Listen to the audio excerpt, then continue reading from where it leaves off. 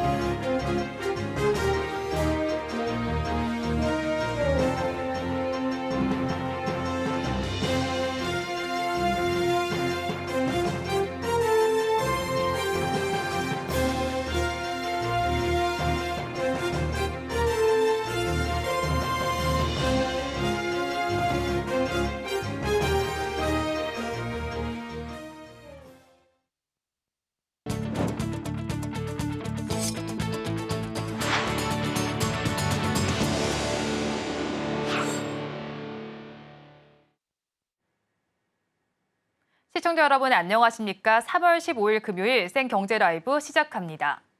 첫 소식입니다. 3월 주주총회 시즌 정부의 밸류업 기조를 등에 업은 행동주의 펀드들의 공세가 거셉니다.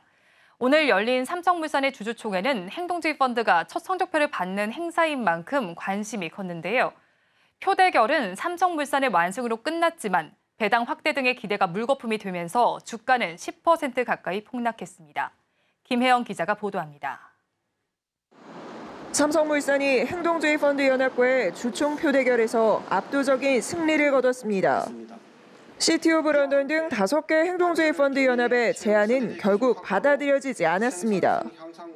앞서 연합은 보통주 주당 4,500원, 우선주 주당 4,550원의 배당을 요구했습니다.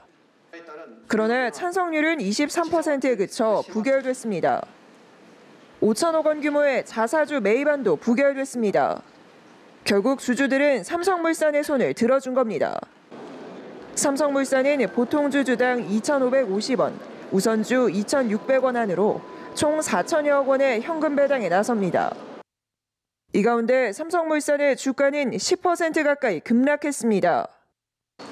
이제 시선은 오는 22일 주총을 앞둔 금호석유화학에 쏠립니다.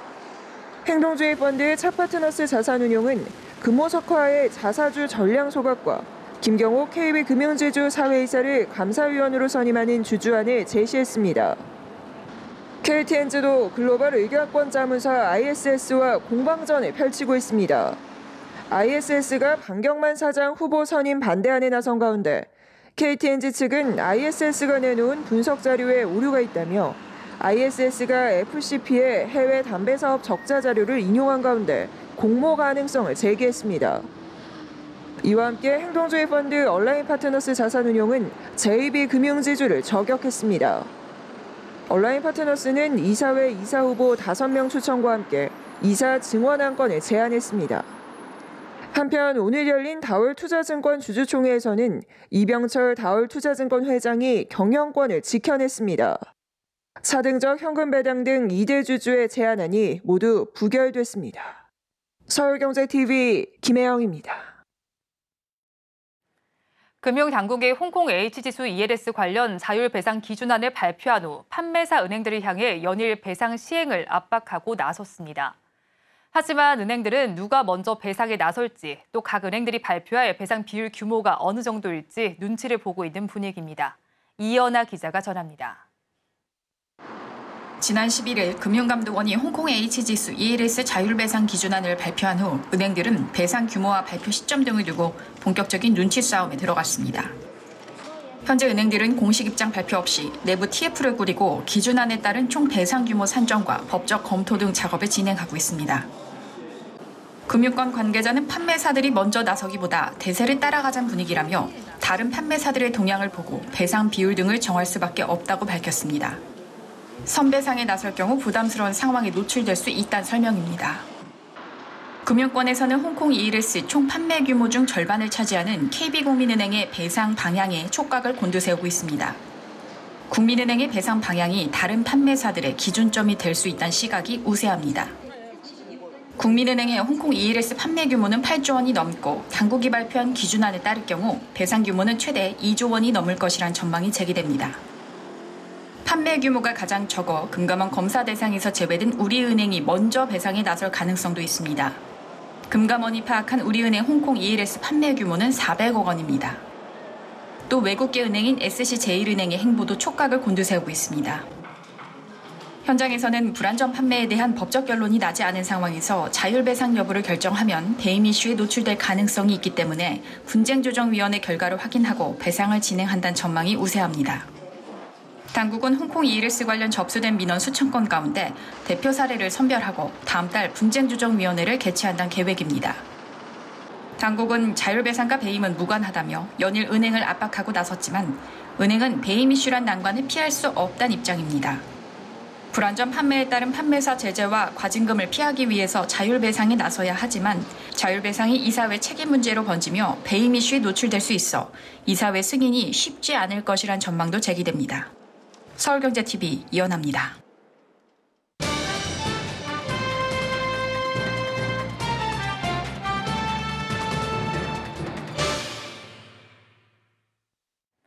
은행들이 오프라인 점포를 줄이면서도 고령층이나 원격제 금융 소외를 막기 위해 이동형 점포를 운영하고 있는데요. 이동형 점포의 수도권 출장이 지방 출장보다 2배가량 많은 것으로 나타났습니다. 은행들은 금융 접근성을 향상시키기 위해 이동형 점포를 운영한다고 홍보하지만 사실은 생색내기에 가깝다는 지적도 일각에서 나옵니다. 관련 내용 김도화 기자와 짚어보겠습니다. 어서 오세요. 네, 먼저 은행권의 점포 축소 움직임 이미 오래된 겁니다. 은행 지점 얼마나 사라진 겁니까? 네, 금융감독원 통계 시스템 자료를 보면요. 지난해 3분기 5대 시중은행의 점포 수는 3,931개로 3년 전인 2020년과 비교해서 무려 600여 곳이 줄었습니다.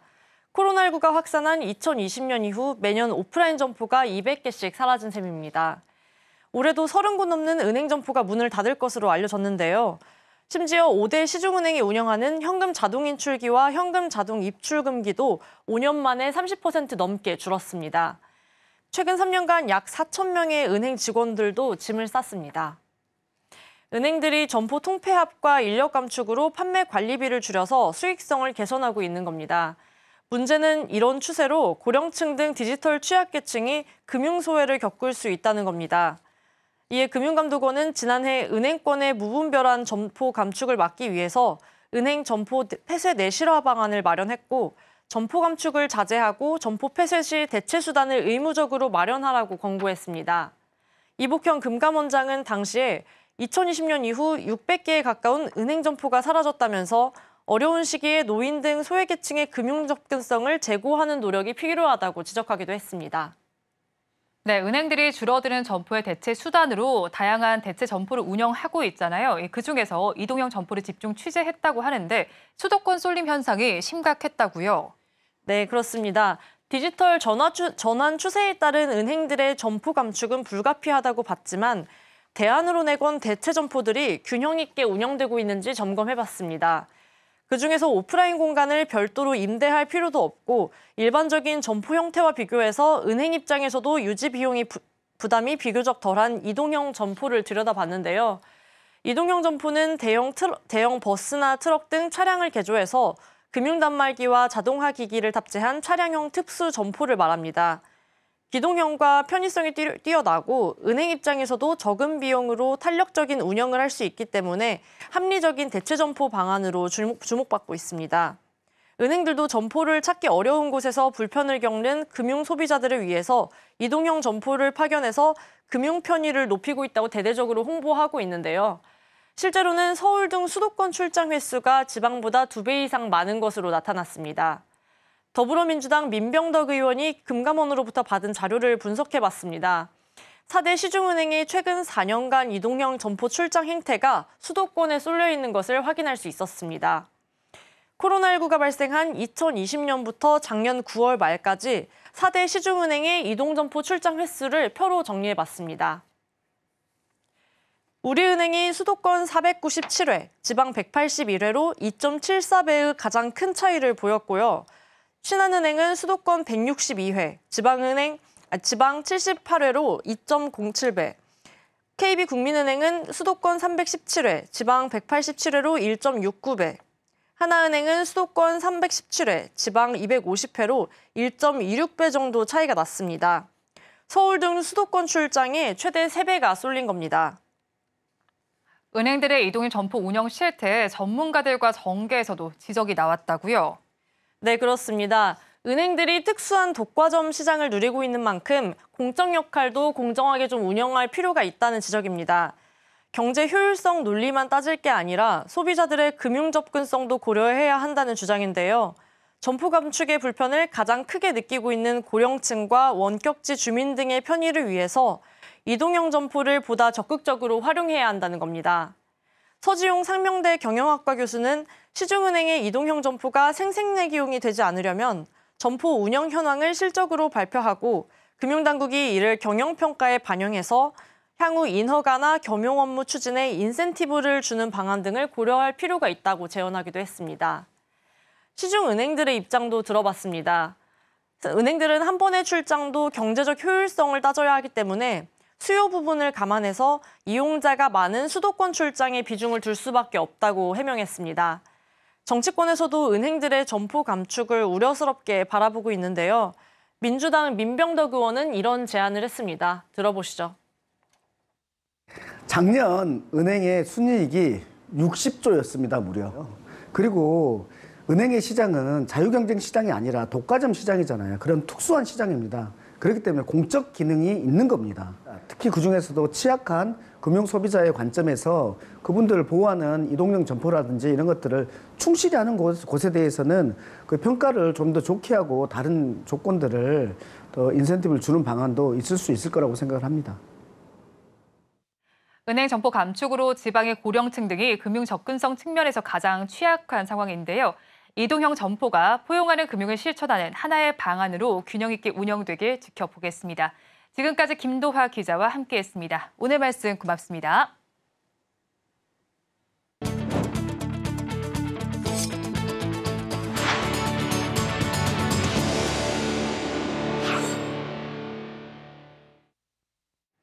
LG전자가 스마트 팩토리 사업화에 속도를 내고 있습니다. 지능형 자율공장 운영부터 생산성을 강화하기 위한 로봇 기술을 대거 선보이며 글로벌 시장 공략에 나섰습니다. 윤혜림 기자입니다. 자율주행 기반의 수직 다관절 로봇 모바일 매니퓰레이터. 스스로 이동하고 다양한 작업을 수행할 수 있습니다. AI 물류 로봇 LG 클로이 캐리봇은 독자주행 기술 패스트X가 적용돼 복잡한 물류 현장에서 신속하고 안정적인 물품 이송이 가능합니다. LG전자가 북미 최대 규모의 물류 전시회에 마련한 부스 모습입니다. LG전자는 물품 픽업부터 검사, 배송까지 물류 전 과정을 아우르는 통합물류 서비스와 스마트 팩토리를 위한 인공지능 기반의 산업용 로봇 라인업을 대거 공개했습니다. LG전자가 물류 전시회에 단독 부스를 차린 건 이번이 처음입니다. 물류 로봇은 넓고 복잡한 공간에서 수십 대 이상이 동시에 움직입니다. 이를 제어하기 위해 AI 기반의 자율주행과 로봇 간 상호작용을 위한 5세대 이상의 초고속 통신 기술, 주변 정보를 수집하는 빅데이터 처리 등 고도화된 관제 기술력이 필요합니다. LG전자는 AI, 빅데이터, 사물 인터넷 등 핵심 기술력을 기반으로 쌓아온 스마트 팩토리 구축 노하우를 활용해 사업화를 추진하고 있습니다. 스마트 팩토리는 제품의 기획부터 설계, 생산, 판매 등에 이르는 전체 과정을 통합하고 자동화와 디지털 정보화를 구현하는 지능형 생산 공장을 의미합니다. 올해 초 스마트 팩토리 사업 담당을 신설하고 스마트 팩토리 분야 B2B 사업 영역 확장을 위해 다수의 글로벌 파트너와 함께 얼라이언스를 결성해 클라우드, 데이터 분석 등으로 스마트 팩토리 기술 고도화에도 나서고 있습니다. LG전자는 2030년까지 B2B 매출을 40조 원 이상으로 끌어올리겠다는 계획입니다. 서울경제TV 윤혜림입니다. 늘어나는 항공 수요에 국내 LCC 업계 경쟁이 치열한 분위기입니다. 저비용에만 기대지 않고 신규 노선 취향과 서비스 개선 등 다양한 방법으로 고객의 마음을 사로잡기 위해 나서고 있습니다. 김효진 기자가 전합니다. 티웨이 항공이 오는 25일에서 30일 중국 베이징 남쪽에 있는 다신 국제공항에 취항합니다. 중국 항공사가 독점한 이곳에 취항하는 건 국내 저비용 항공사 중 처음입니다. 티웨이가 중국 대륙 노선을 확장하며 한국과 중국 여행객 잡기에 공을 들이는 모습입니다. 코로나19 사태로 중단됐던 인천발 선양행 노선, 인천발 진안행 노선 등 중국 대륙을 오가는 노선도 연내 다시 재개한다는 계획입니다. 진에어는 오는 5월부터 인천발 일본 미야코지마행 노선에 단독 취항합니다. 이 노선에 189석 규모의 B737-800을 투입해 주 5회 일정으로 운항하는 등 일본을 찾는 휴양객 수요 잡기에 나섭니다. LCC들은 노선 확대 외에도 즐거운 여행을 위해 서비스 개선에도 나서고 있습니다. 제주항공은 기내식을 통해 한류 마케팅을 강화하고 있습니다.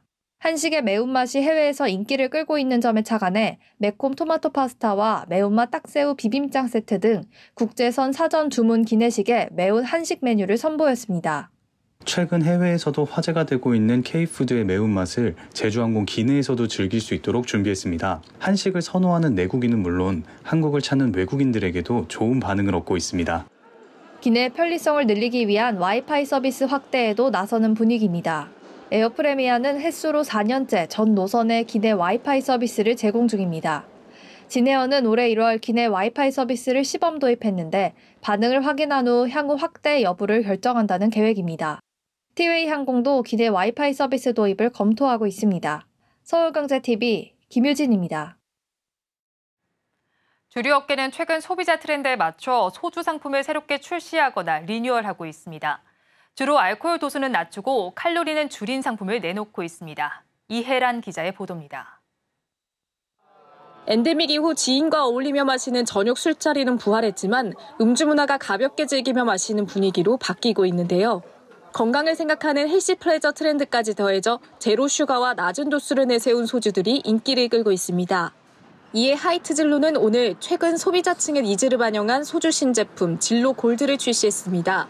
진로 골드는 알코올 도수가 15.5도로 저도주이고 과당을 사용하지 않은 제로 슈거 소주입니다. 쌀 100% 증류 원액을 첨가한 것이 특징입니다. 앞서 지난달 하이트진로는 차미스 후레쉬의 도수도 16.5도에서 16도로 낮추기도 했습니다. 국내 소주 시장은 하이트진로의 독주 체제로 롯데 칠성음료는 다소 주춤했는데요. 2022년 9월 선보인 16도의 제로 슈거 소주, 세로 열풍으로 소주 시장 점유율이 2022년 16.6%에서 지난해 20.7%로 성장했습니다.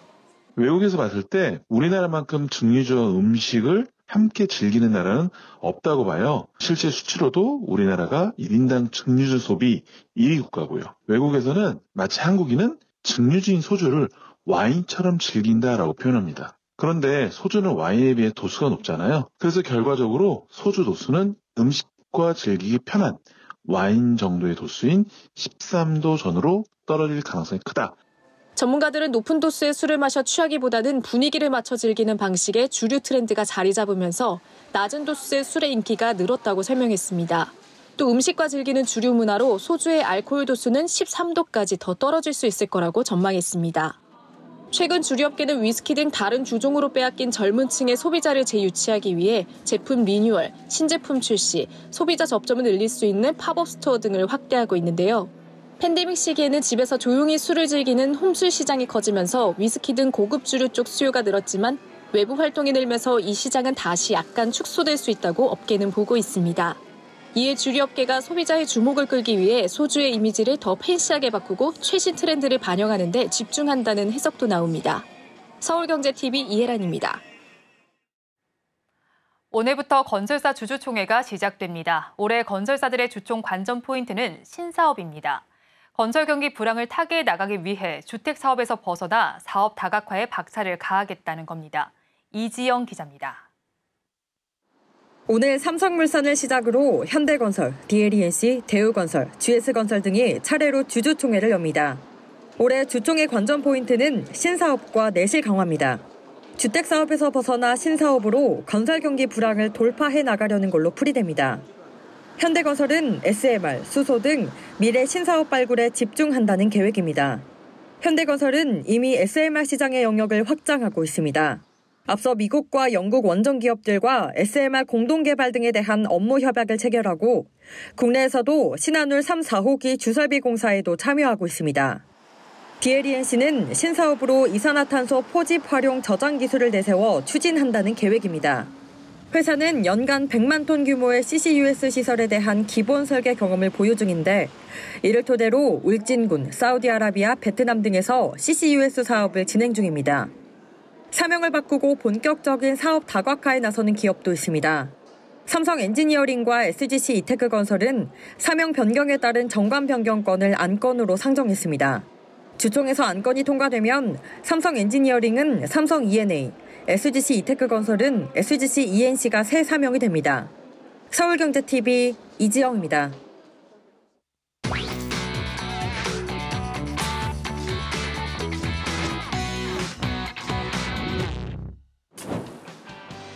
국내 식품업계가 그간 절대감 노릇을 하던 쿠팡을 떠나 중국 이커머스와 손잡으면서 쿠팡의 위상이 흔들리고 있습니다. CJ 제일제당에 이어 삼양식품, 동원 F&B까지 굵직한 식품업체들이 중국 이커머스인 알리익스프레스에 입점하면서 쿠팡의 입지에 금이 가는 모습입니다. 쿠팡 고객의 이탈이 예상되는 상황. 기나긴 출혈 투자 끝에 작년에야 첫 흑자를 맞은 쿠팡으로서는 날벼락이 아닐 수 없습니다. 쿠팡은 그간 제조사들과의 협상 테이블에서 자신들의 압도적인 점유율을 앞세워 고개를 빳빳이 세우곤 했는데요. 이제는 역으로 제조사들이 알리 등 중국 이커머스 입점을 지렛대 삼아 쿠팡을 압박할 수 있다는 얘기가 나옵니다. 중국 이커머스의 대공세가 쿠팡과 납품업체의 갑을 관계를 뒤흔드는 모습입니다. 최근 비트코인으로 15억 원을 번 공무원이 있다는 소식이 큰 화제가 됐는데요. 비트코인 가격이 1억 원을 돌파하고 인터넷에 수많은 코인 수익 인증글이 올라오면서 코인 투자에 새로 뛰어드는 사람들이 크게 늘었습니다. 특히 유행에서 소외되는 것을 두려워하는 일명 포모족들이 대거 코인판에 합류했다고 합니다. 우려의 목소리도 나오고 있습니다. 가상화폐 특성상 가격 변동폭이 커서 최근의 급상승세가 언제 끝날지 모르기 때문입니다. 무리하지 말고 신중하게 투자를 선택하라는 게 전문가들의 조언입니다.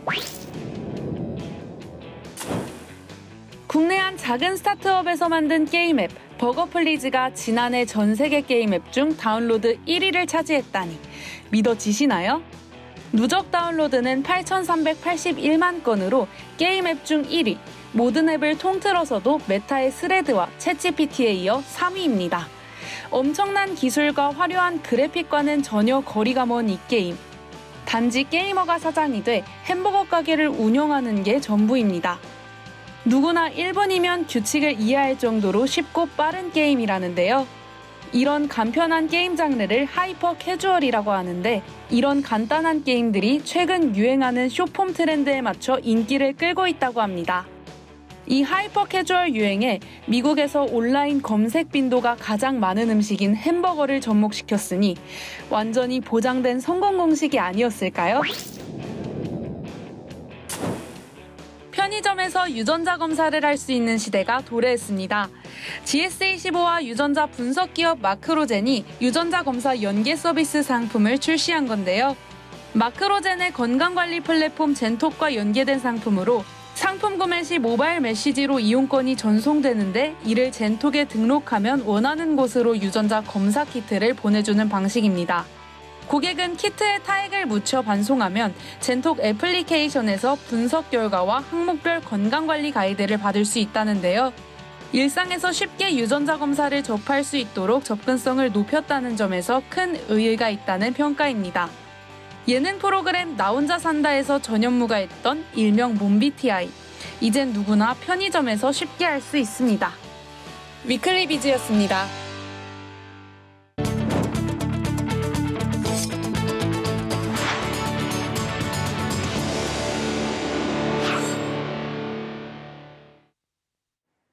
생경제라이브 마칩니다. 함께해 주신 여러분 고맙습니다.